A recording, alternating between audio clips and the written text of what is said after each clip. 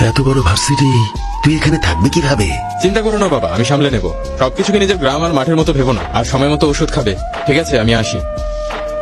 এই রবি, তুইও সময় মতো খাওয়া দাওয়া করিস, আর আমার জন্য ভাবিস না। 2 দিন পর পর আমাকে ফোন করিস বাবা। ঠিক আছে বাবা, যাও।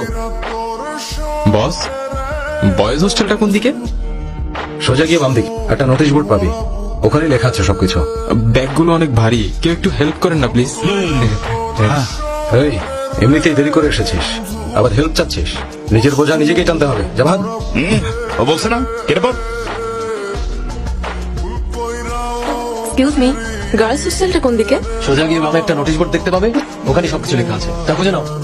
আমার হাতে অনেকগুলো লাগেজ, কেউ হেল্প করবে প্লিজ? এখানে নিজের বোঝা নিজেকেই টানতে হয়, আর নিজের লাগেজও নিজেকেই নিতে আর হবে। তোর মুখটা বন্ধ রাখতে হবে। দূর হ তোর নিয়ম নিয়ে।